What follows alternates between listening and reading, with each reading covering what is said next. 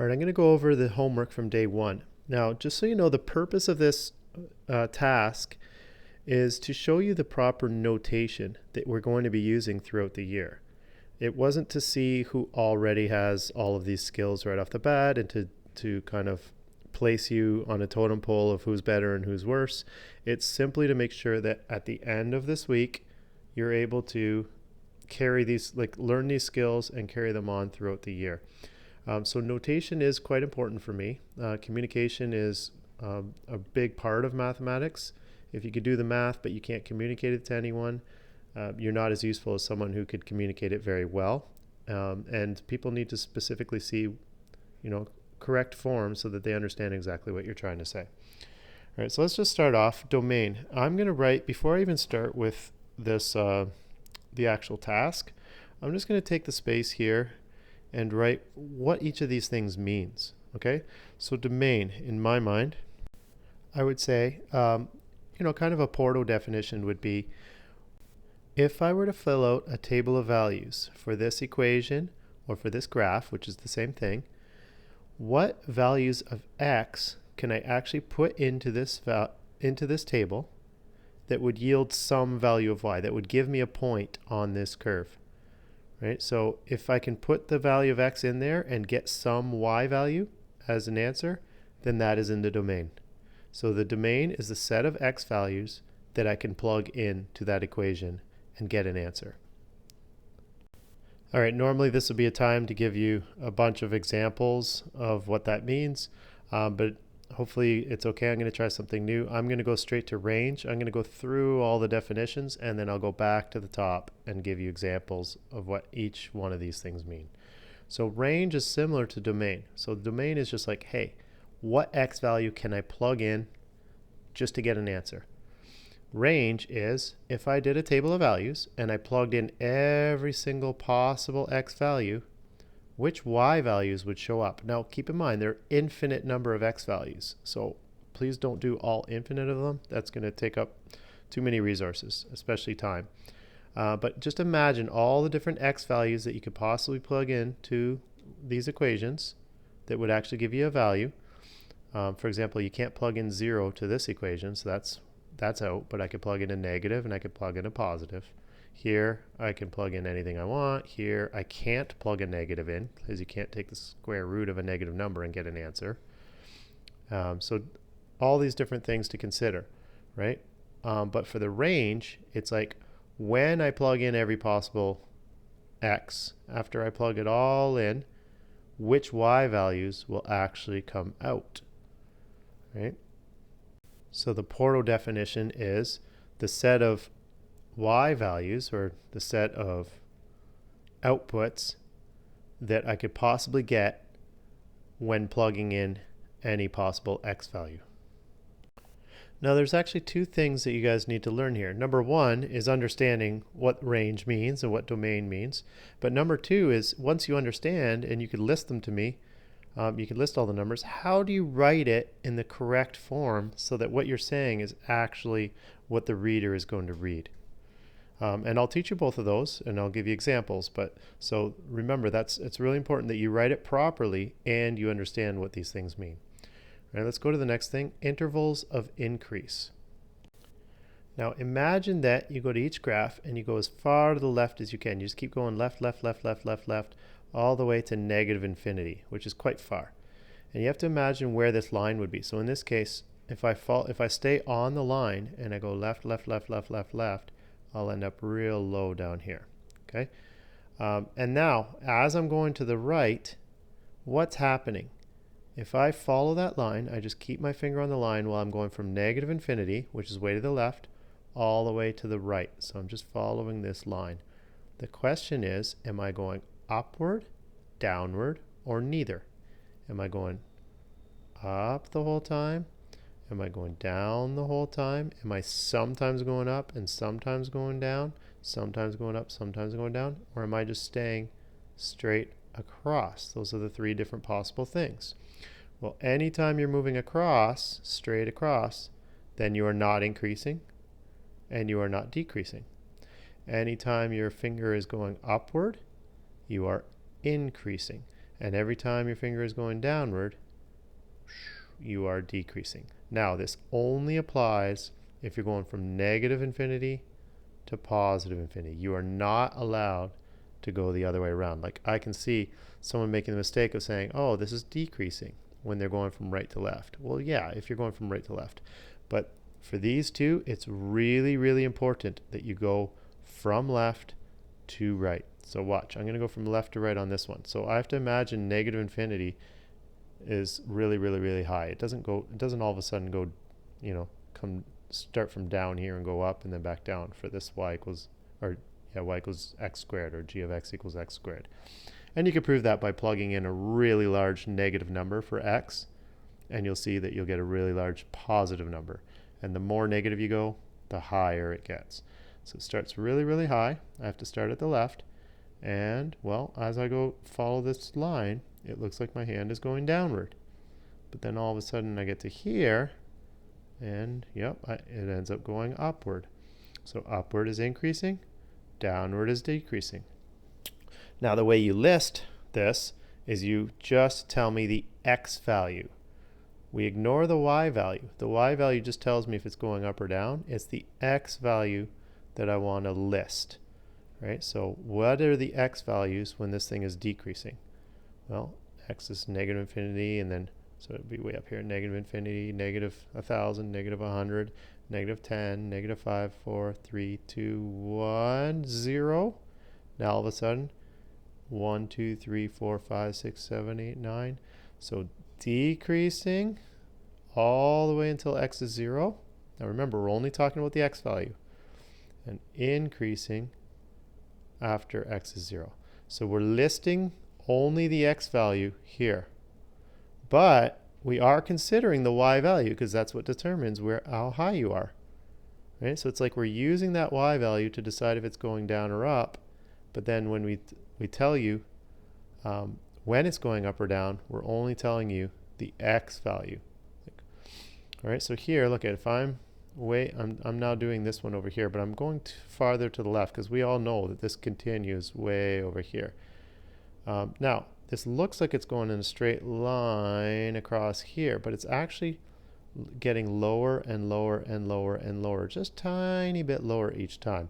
And you could verify that by putting in like negative 100 and then putting in negative 101, negative 102, negative 103. As you get farther to the left, it gets a little bit higher. Okay, so as I'm coming along here, it's going to go down, down, down, down, down, down, down, down, down, down, down, down, down, down, down, down, down, down, down. But it doesn't cross this 0 line. So as I get really, really, really close to 0, it keeps going down. And on the other side of 0, oh, now we're way up here. At no time did it actually go up. It just kind of skipped a spot. And now it's going down, down, down, down, down, down, down, down, down, and again. So it's just always going down. Well, except for this one spot. At this one spot, it's not going down or up because it's just, there's no value there. If I plug in a 0, it's not up, it's not down, it's undefined. So this, we're definitely going to say it's going down, down, down, down, down, down, down, down, down, down, down, down. There's no time that I'm going up. It just kind of skips to up here all of a sudden. But that's at a spot where there is no value. So it's not like it went up from here to here. It kept going down forever. And then it kept going down over here. And then this is one spot where nothing happened. All right, so we're going to say everywhere from negative infinity. Remember, we're only listing the x values now. The y values was to see if it's going up or down. Now we're just saying the x values. Negative infinity, all the way to 0, it's going down. And then from 0 all the way to infinity, it's going down again, even though it looks like, wait, how did it get up here if it was going down the whole time? Well, that is what happened. Right? And then at 0, it doesn't exist at all. So you can't say that it's increasing or decreasing at 0. We have to exclude 0 from that. Again, left to right. So you have to go negative infinity for this one. We're doing this guy now. Down, up. Okay, so but now we're just, that was the y value that went down and then up, but now we're just going to say when that's happening according to the x value. Well, x is negative infinity, negative, negative, negative, negative, negative, 0, 1, 2, 3, 4, 5, 6, 7, right?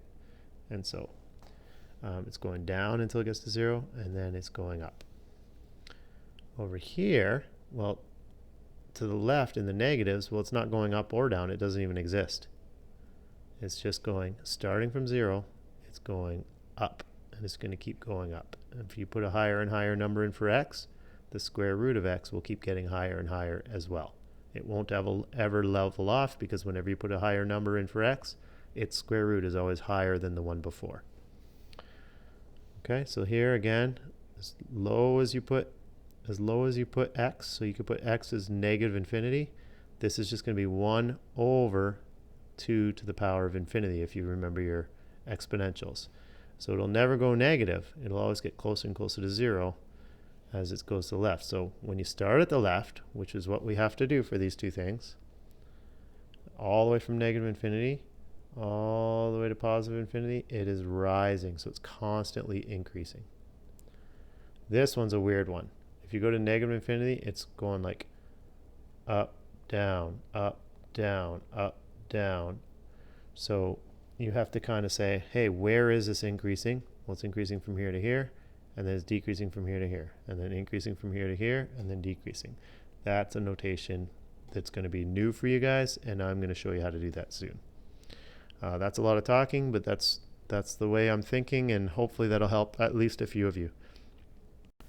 So the formal Porto definition, which is an informal definition for intervals of decrease, is if I were to trace the red line or trace the graph of the equation all the way from negative infinity to positive infinity, at what x values will I be when my pen is going upward? That's for increase. And at what x values will I be as my pen is going downward? For people who prefer to talk about the equation, if I were to enter all the numbers from negative infinity into the equation all the way to positive infinity, and just go one by one, like negative infinity, negative, a little bit less than, or a little bit more than infinity, a little bit more, all the way to positive infinity, at which values of x will the answer be getting bigger and bigger and bigger, and at which values of x will the answer be getting smaller and smaller and smaller? Remember, that's as I plug the x values in from left to right. So once you get to here, you'll be going 0, then 0.1, then 0.2, then 0.3, actually 0.001, 0.002, all the way through. And at what point does the answer increase, and at what points do the answers decrease? Another little more formal way of saying intervals of increase would just be as x gets larger, or as x increases, y increases. For intervals of decrease, you're saying as x increases, y decreases. And when I say as x increases, I'm saying as x goes from left to right, because increasing for x is always left to right. But for y increasing, that's going up, and for y decreasing, that's going down. But for both of these, you'd have to say as x increases, because we always read left to right. But whether or not the y value goes up or down isn't really your choice. You're plugging in x values from left to right, and if the y value goes up or down, that really depends on the equation. You can't control that. That's the dependent variable. So since you can't control whether it's going up or down, we want to know, hey, when is it going up and when is it going down? All right, that was long-winded, but that's okay. Locations of discontinuities or asymptotes. So an asymptote is a discontinuity, so that's kind of, you don't really need to say or asymptotes here. So just locations of discontinuities. Porto definition would be, again, as you're tracing from left to right, so you have to go to negative, you have to imagine that this isn't the whole graph. You have to go all the way to the left and start. So that's your starting point. By the way, there is no actual starting point because it's negative infinity, right? You'd have to go all the way to negative infinity, which doesn't exist. But let's just say we did, and we just moved to the right. This is a question saying, where do I have to take my pen off the paper? And for this one, you don't have to take your pen off at all. This one too. There's no time where you have to take your pen off the paper to trace it.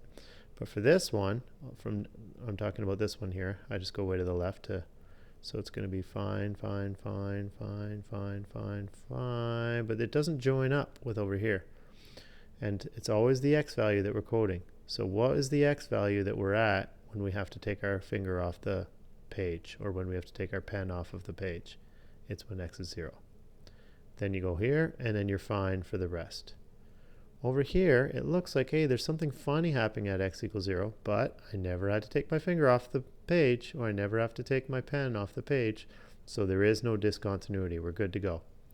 Here, there is a discontinuity here, because there's, like at x equals 0, if you were to go like this way, you could say that you'd have to take your finger off the page. There's nothing going on here. So at that spot, there is a discontinuity. It doesn't continue right through the 0.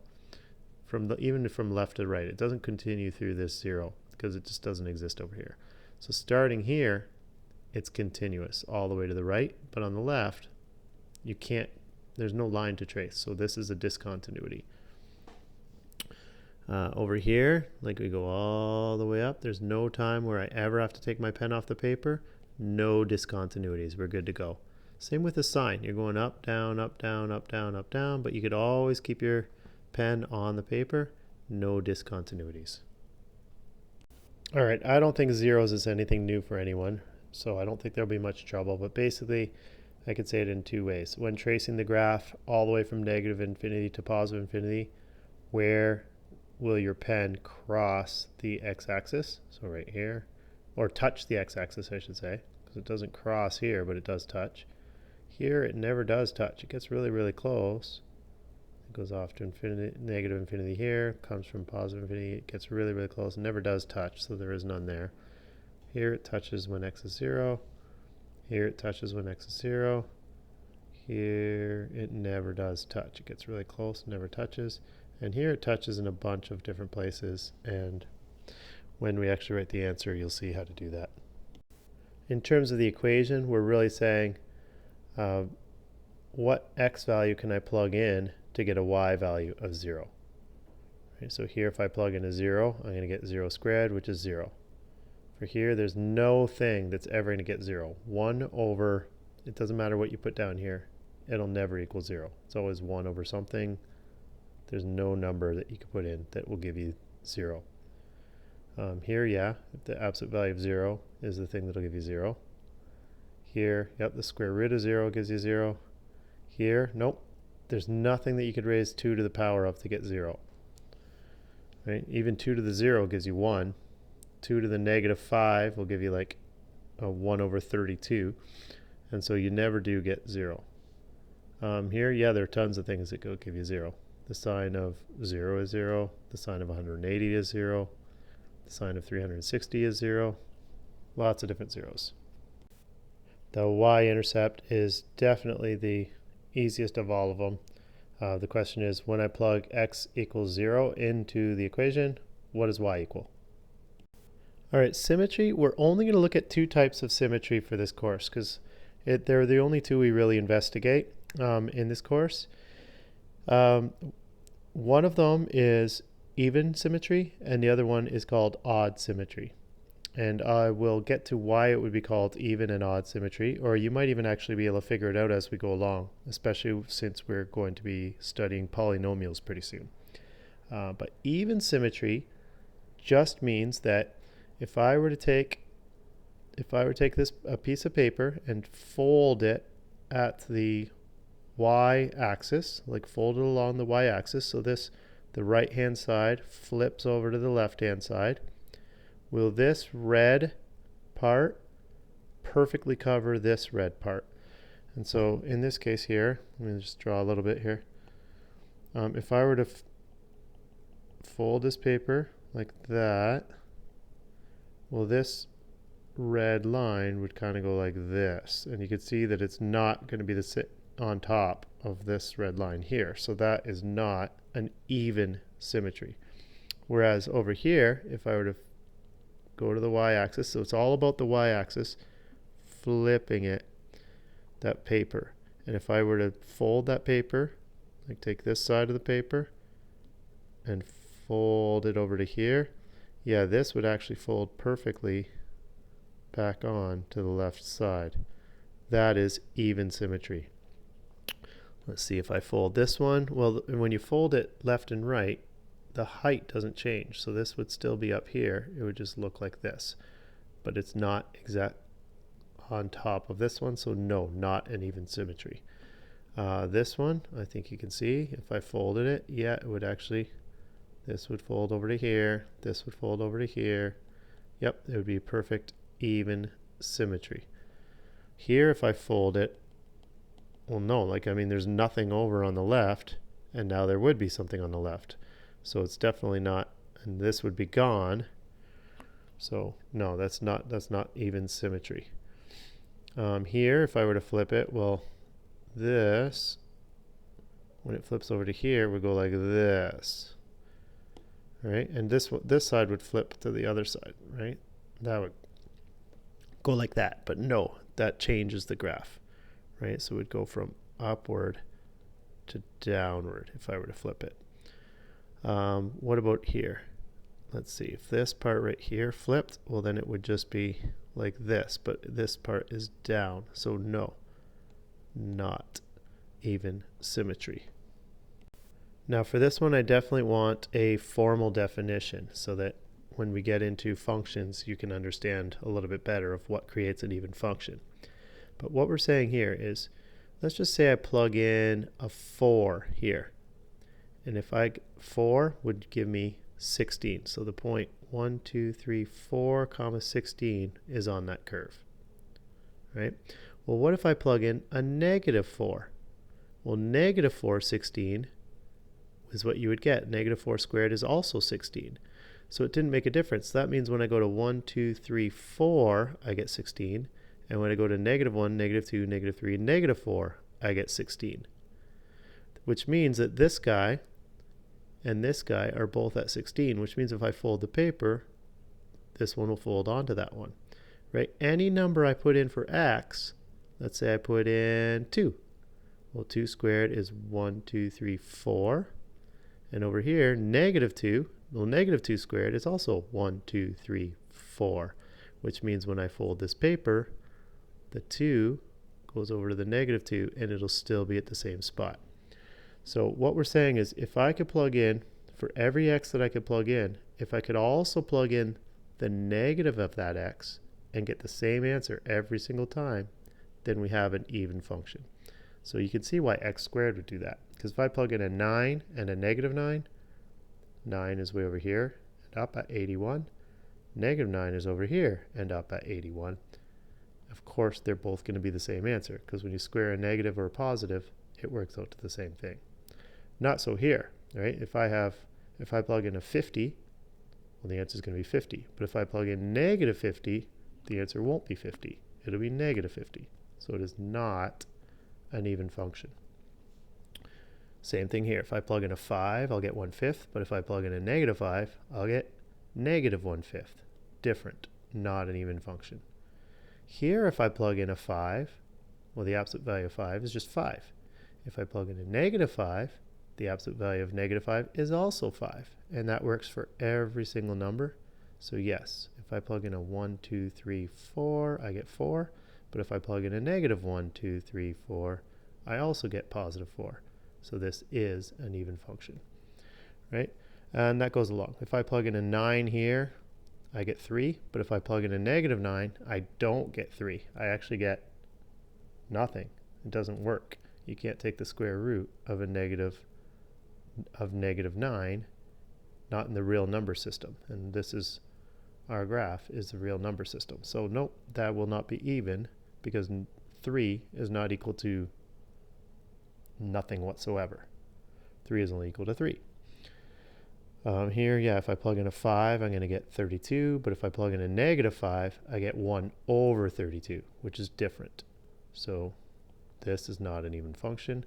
Here, if I plug in 90 degrees, I get 1, but if I plug in negative 90 degrees, that's over here, I get negative 1. Not the same, not an even function. Right? So formally we say if f of x is equal to f of negative x, which means if I plug in any x value and it's equal to the same thing when I plug in the negative of that same number, well then we have an even function. So let's just go through this. If I plug in a 9 for x and then I plug in, let's say x is 9, if f of 9 is the same as f of negative 9, then that's evidence that it will be even. And if that works for all of x, so f of 15 is the same as f of negative 15, you could even put the negative here, so f of negative 12 is the same as f of negative 12, so that means f of positive 12 is the same as f of negative 12. If it works for all of them, we have an even, a function that has even symmetry.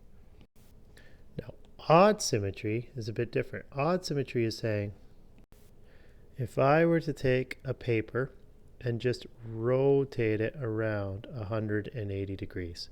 So I just take this thing and I just spin it around 180 degrees. Will it still be the exact same graph? Right? So you have to spin it around right at the origin. So basically this x value goes up to here and then over to here. And this down here, the negatives go all the way to the positives. The positive y comes down here and this guy goes there. So just picture yourself picking up this piece of paper, flipping it around 180 degrees. Does it still look exactly like this? And in this case it would, right? Like when you're up here, so let's say x is 1, 2, 3, 4, 5 and y is 5, because if I plug in x is 5, I'm going to get this is equal to 5, so 5, 5. If you were to flip that around, you'd be down to here, like this. The corner of this would, the corner here would come down to here, and so this would actually be the exact same graph. So I want you to notice that if you turn this thing 180 degrees, well, you could do the exact same thing just by flipping it left and right and then flipping it up and down. So that would have the exact same effect. So some people might think of this as rotational symmetry, turning it 180 degrees. Other people might just think of this as reflecting in the y-axis followed by reflecting in the x-axis. For the rest of this video, I'm going to call it rotational symmetry, just to give that perspective. But if you're the type of person that wants to see it as flipping in the x-axis and flipping in the y-axis, be my guest, and actually the equation will work better for you in terms of understanding than the way I'm presenting it. What about this one? If I flip it 180 degrees, well, not flip it, sorry, rotate it 180 degrees. So you're just turning your paper upside down by turning it half, around like this until it's upside down. Well, this would just be an upside down parabola. So it would not be the same. Instead of right side up, it would be upside down. That's different. Here, this would actually end up over here, and this one would end up over here. So yes, this does have that rotational symmetry, which is called odd symmetry. Here, this guy here, if you rotated it, would end up down here, and this guy here would end up down here. So no, you'd have a graph that's upside down, so it's not odd symmetry. It was even symmetry, because if you folded it along the y-axis, it's even, but it's not odd. This guy, well, no way, because if you flipped it, it would just go to this side, right? So this blank part would be up here, and this part with the graph would be down here, so it's different. This one doesn't have odd or even symmetry, because also when you flip it left and right, it doesn't end up the same. It would have the graph over here instead of here, so no symmetry here. This guy, if you flipped it 180, well then it would be, the whole graph would be down at the bottom. It would go like this, so definitely not the same as the original. Here, yeah, actually. So you see this guy would actually end up down here, and this guy would actually end up here.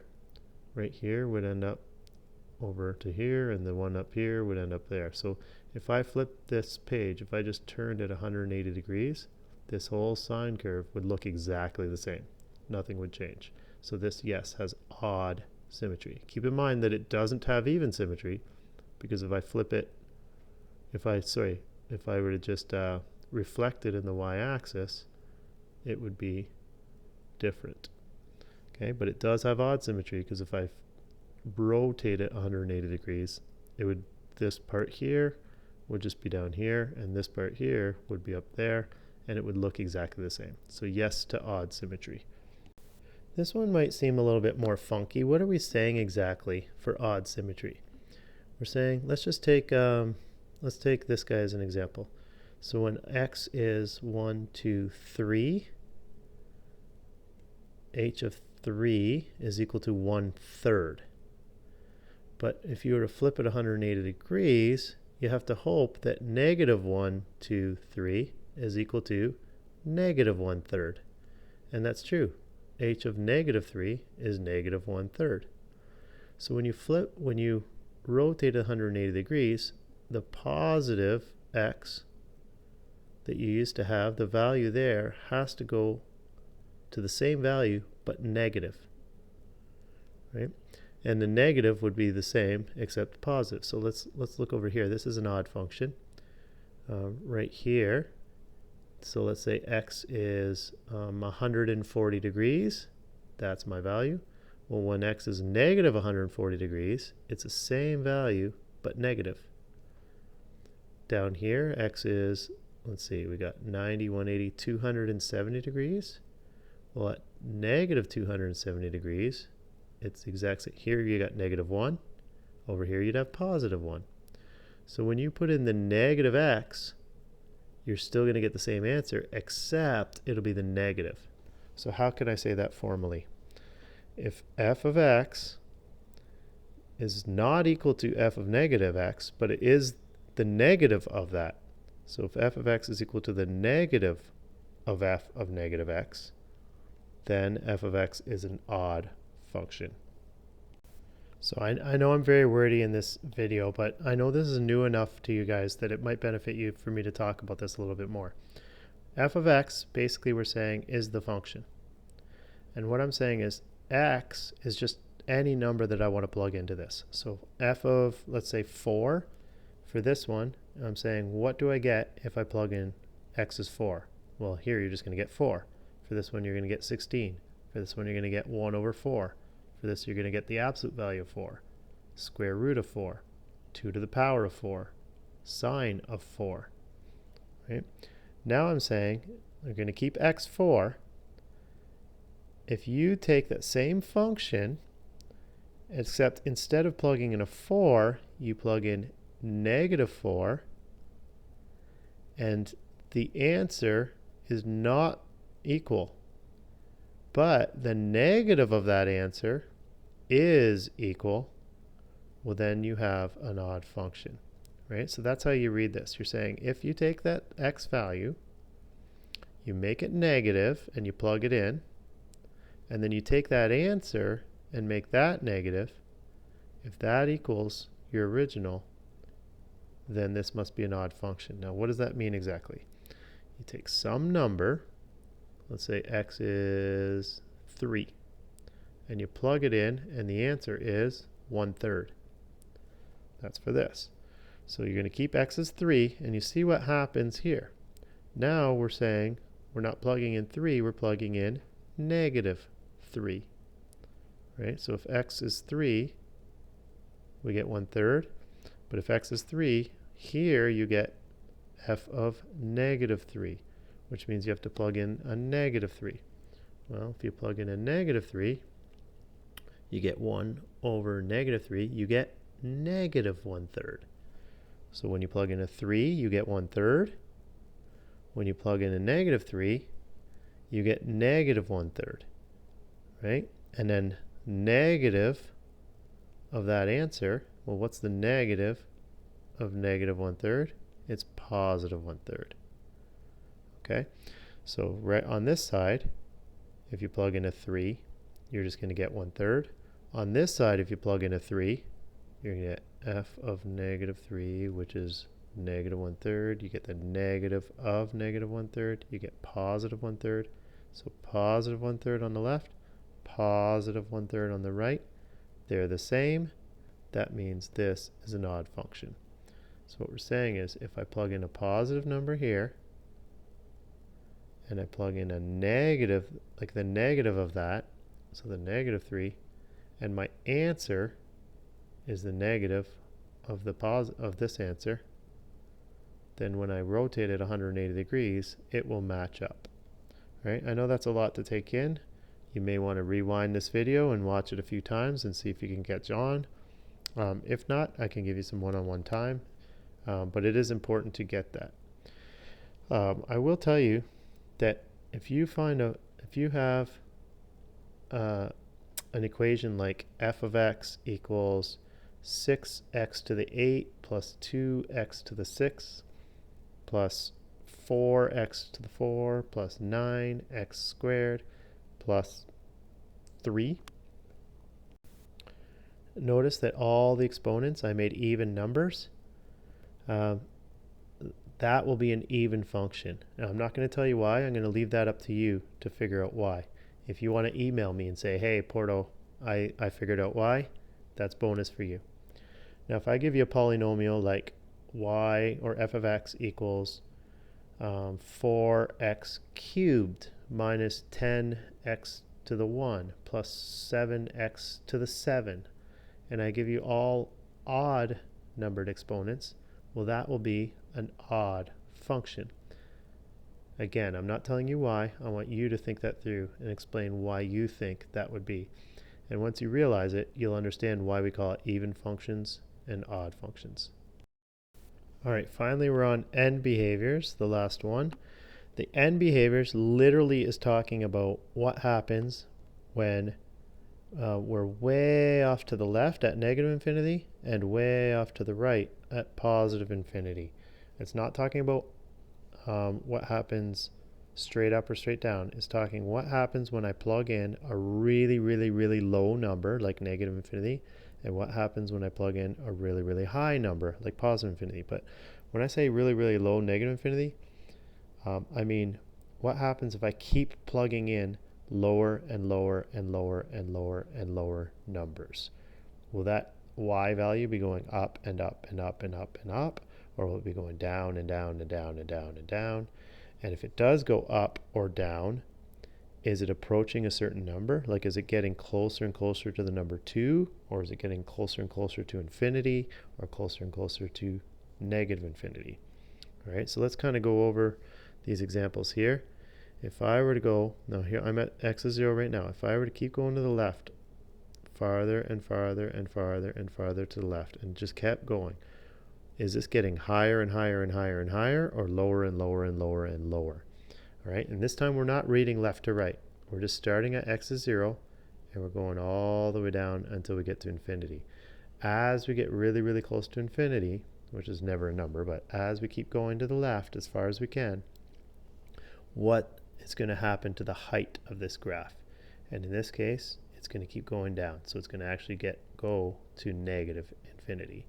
That is the left hand behavior. So that is at when x is approaching negative infinity, y is getting smaller and smaller and smaller. And what is it approaching? Negative infinity as well. Now we're going to look at the right hand behavior. So you're always going to look at the left hand behavior and the right hand behavior. The right hand behavior, you go back to x is 0, and you just go forever tracing this thing as far to the right as you can.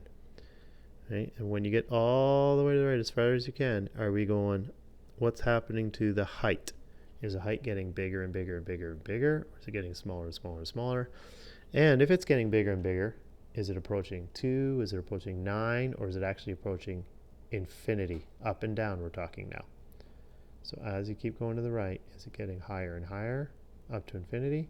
Lower and lower down to negative infinity? higher and higher up to like 10, but still getting closer and closer to 10, but we'll never pass 10. What's going on? And in this case, as I go to the right, it gets higher and higher and higher. It never stops getting higher, but it also goes up as high as you possibly can, positive infinity. Here, if I start at x0 and I go towards the left, going left, left, left, left, I'm going higher and higher and higher. It's approaching positive infinity, way up in the air. As I go to the right, oh, it's also reaching a positive infinity. So as x approaches negative infinity, which means way to the left, y approaches positive infinity, which means really, really high. As x approaches positive infinity, which means all the way to the right, y also approaches positive infinity, which means really, really high. Let's see what happens over here. We start at x equals 0. Well, there's nothing there. Okay, so go to x equals, let's say, negative 1. And go, keep going, just keep going, keep going, keep going. It looks like this is still always increasing, but it's not approaching positive infinity. It's not approaching negative infinity. It's actually not going to touch 0, but it's approaching 0. Right? Now there's two ways to approach 0. It could approach 0 from the top, or it could approach 0 from the bottom, and we need to distinguish between those two. This one is approaching from the negative side. So we're going to say, as we go way to the left, which means as x approaches negative infinity, which means way over there, all the way to the left, y is not approaching positive infinity, is not approaching negative infinity. It's actually approaching 0 from the bottom, from the negative side. So you have to put the little negative above the 0 here. On the right-hand side, that means we have to now make our way towards positive infinity. So as x approaches positive infinity, oh look, it's approaching 0 again. It's getting closer and closer to 0 again, but this time it's coming from the positive side. So we're going to say as x approaches positive infinity, which means way to the right, y, which is the height, is approaching 0 from the top. So you're going to put a little plus sign on the 0. Right, so you can see on the left, it's approaching 0 from the bottom. On the right, it's approaching 0 from the top. What happens here? On the left, it's getting higher and higher and higher. So as x approaches negative infinity, which is just saying on the way to the left, y is approaching positive infinity, which is just saying the highest you could possibly go. It's going to keep going higher and higher. On the right, as x approaches positive infinity, y will also go higher and higher and higher, so y also approaches positive infinity. Here, as x approaches negative infinity, well, that's not even a thing. So you just don't have a left behavior, an end behavior on the left. There's no end behavior on the left because there's no graph on the left. So that just doesn't exist. But on the right, you do have an end behavior. And this one looks like it's approaching 1, 2, 3. But we know that the bigger and bigger and bigger you put x, like if you put it x as infinity, you can keep getting bigger. This can go all the way to infinity itself. The square root, if you want to get really, really, really big, you just have to make x that much bigger. But you can get as high as you want, all the way up to positive infinity with this one. So it is actually very slowly approaching positive infinity. So as x approaches infinity, y approaches infinity. As x approaches negative infinity, oh, don't do that one. That's not even a thing. Here, as x approaches negative infinity, y is approaching 0. It's never going to go below, but it's approaching from what side? That's right, it's approaching from the positive side. So y approaches 0 from the top. You put a little plus sign. As x approaches positive infinity, y approaches positive infinity. It goes all the way up. This one is a weird one. There's actually nothing that it approaches. It's not approaching -1. It's not approaching +1. It's not approaching 0. It's approaching all those numbers, but it just keeps changing. So this one you can't even really do. The best we can say is as x approaches negative infinity, y is oscillating. As x approaches positive infinity, y is oscillating. All right, and so that's the first one I'm going to fill out, but I should put my Porto definition here and behavior. I'm basically saying what happens to the graph way to the left as x approaches negative infinity, and what happens in terms of the height, like at what height is it getting to the farther you go to the left, and at what height are we getting to the farther you go to the right. So it's n behaviors, not n behavior. N behaviors, that's two separate things. There's one that talks about way to the left as x approaches negative infinity.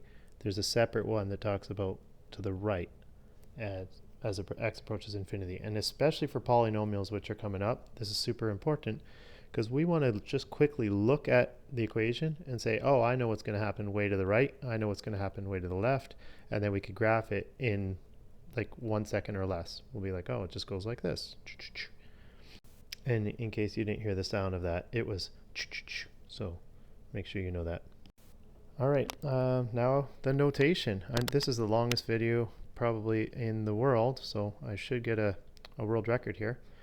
Sorry about that. Hopefully you were skipping through the stuff that you already knew, but you know, maybe it's a nice thing to do while you're sitting around instead of watching TV or something. Sorry. All right, let's do end behavior. All right, first things first, I'm going to set them all up with as x approaches negative infinity, and I'm going to say what happens to y, in other words, the height. As x approaches positive infinity, then what happens to the height? Same with all of them. As x approaches negative infinity, what happens? As x approaches positive infinity.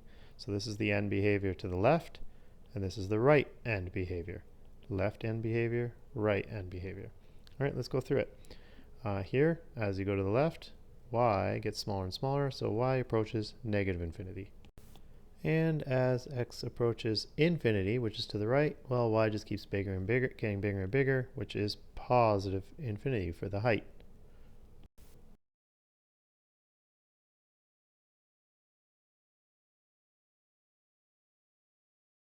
There you go. As x approaches negative infinity, y approaches negative infinity. As x approaches positive infinity, y approaches positive infinity. Let's go to this one. Negative infinity, oh, y is getting bigger and bigger. Positive infinity, y is getting bigger and bigger. They both go towards positive infinity for the height on both sides.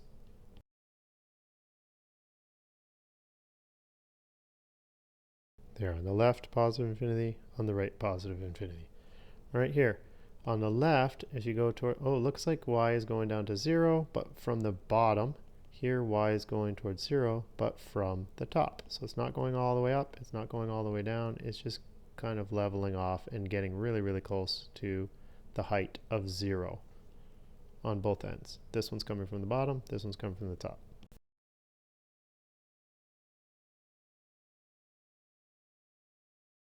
So I'm sure this is a new symbol for you. Y approaches 0 from the bottom. So you just put a little negative there. It looks like an exponent, but it's not. It's like a little negative sign. And here y approaches 0 from the top on the right, and you put a little plus sign. It looks in the same spot you would put an exponent, but if there's a negative and a plus, that just means it's coming in from the bottom, coming in from the top. This one, both ways, y is getting big all the way to infinity, so y approaches infinity here and here.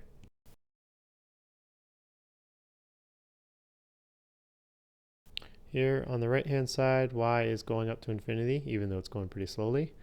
On the left hand side, there's not even a thing there. So right here, approaches on the left hand side, nothing happens. On the right hand side, it approaches infinity. This one, as you go to the right, it approaches infinity. As you go to the left, it approaches 0 from the top. This one, so the left is here, 0 from the top, and the right is here, it approaches infinity.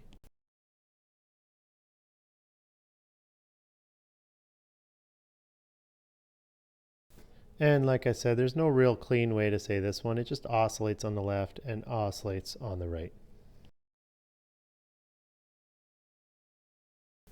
All right, symmetry, odd and even symmetry. This guy has odd symmetry because if I turn it 180 degrees, it would just map onto itself. This one would go to here and this one would go to there. So if I turn 180 degrees, nobody would even know. Odd symmetry. Right here, even symmetry, because if I folded it here, nobody would even realize. This would go here, and it would look exactly the same. Odd symmetry. This one, if I folded, it wouldn't look the same, but if I turned it 180 degrees, it would. Here, if I folded it, so this is even symmetry. Right here, neither. If I moved it, if I rotated 180 degrees, it would go down here. If I flipped it about the y axis, it would go there, so it would change. This guy neither as well, and this guy is odd symmetry. I'd have to turn it 180 degrees in order to do that. Go back in the video if you want a better explanation of these. All right, y-intercepts. Here we have a y-intercept of 0, 0. There is no y-intercept because it doesn't cross the y-axis. 0, 0, it touches. Here it goes through at 1 and 0. All right, the zeros are just where it touches the x-axis. 0 here, 0 here. It doesn't touch the x-axis. 0 here, 0 here. Never does touch the x-axis. It touches the y-axis, but never actually touches the x-axis. And here, oh, this is what everyone's waiting for.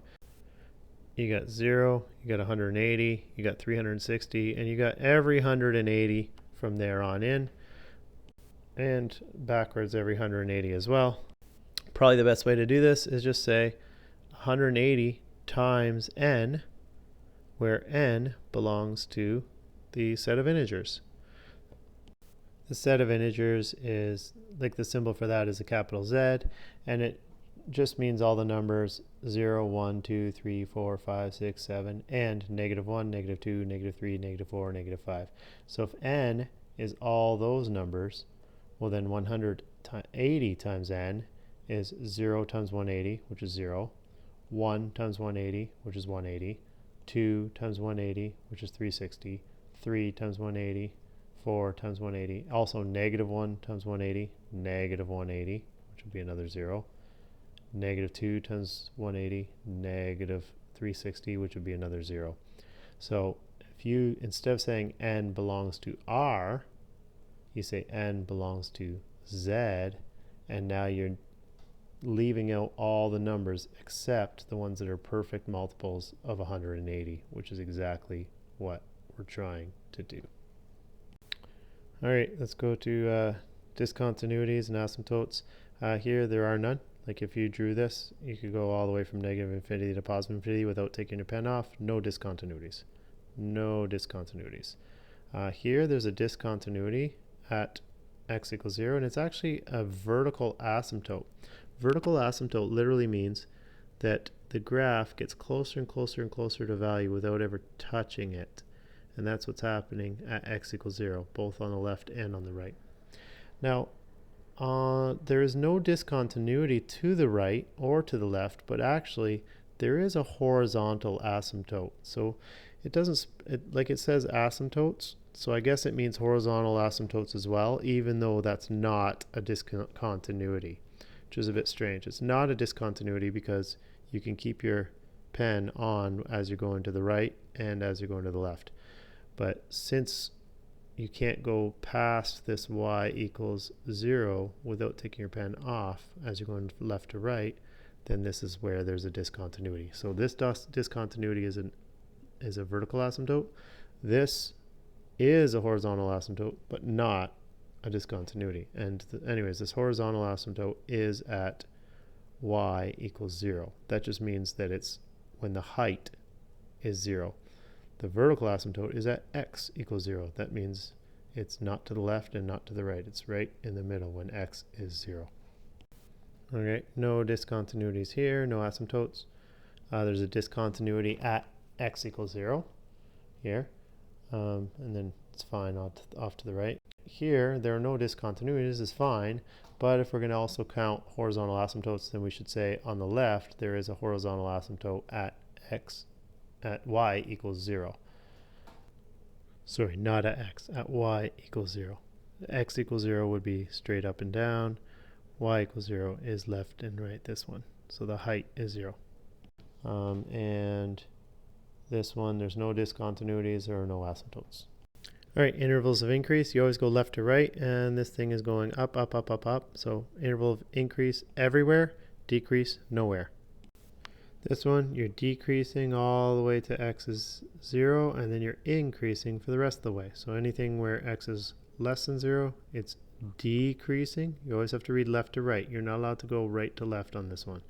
So decreasing, increasing. So you always have to start left to right. Decreasing, so it's always decreasing except where it doesn't exist. It can increase or decrease where there is no value. So at x equals 0 is the one exception. Everywhere else it's decreasing. Here you go decreasing, increasing. So anywhere where x is less than 0, it's decreasing, greater than 0, increasing. Here, nothing at all, and then increasing. So just increasing beyond, when x is greater than 0, never decreasing. Increasing from negative infinity all the way to positive infinity, just always increasing. And the one we've all been waiting for, this guy increases and decreases, increases and decreases. So how do you make the intervals of increase to go from here to here, also from here to here, also from the next one to the next one? So that's the challenge here. So the first thing you want to notice is that this thing repeats every 360 degrees.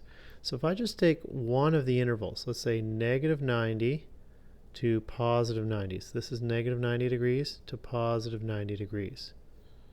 Then I could say when x is between negative 90 and positive 90, that's an interval of increase. But it happens again at negative 90 plus 360 degrees to positive 90 plus 360 degrees. And then you've added another 360 degrees, it happens again and again and again. So what I'm doing here is when negative 90 to positive 90 is, let's say when n is 0, this is just saying negative 90 plus 0 to positive 90 plus 0. So it's just between negative 90 and positive 90. When n is 1, now we're saying negative 90 plus 360, which is 270 degrees, all the way to 90 plus 360, which is 450 degrees. And then when n is equal to 2, we've added another 360 degrees. Right? And when n is negative 1, well then this is negative 90 minus 360. That'll get us to the next trough. And positive 90 minus negative 1 times 360. So, or plus negative 1 times 360, which is brings you over to the next to the left crest. Right? So this is the trick. You just have to add 360 times n, but it doesn't work if n can be anything. It only works if n belongs to the set of integers, which means n's not allowed to be 1.5, 1.6. It can only be 1, 2, 3, 4, 5, negative 1, negative 2, negative 3, negative 4, negative 5, and 0. Now there is another way to do this. You could actually just list each one individually and then say dot, dot, dot. So I could say, so you can see here, I just listed out like dot, dot, dot first, meaning all the way to the left, and you can go between negative 90 and 90 is increasing, and then from 270 to 550 it's increasing, and then 630 to 810 it's increasing, and dot, dot, dot. So if you follow that pattern, it will cover everything from positive infinity to negative infinity. So either this or this is fine, whatever you're most comfortable with.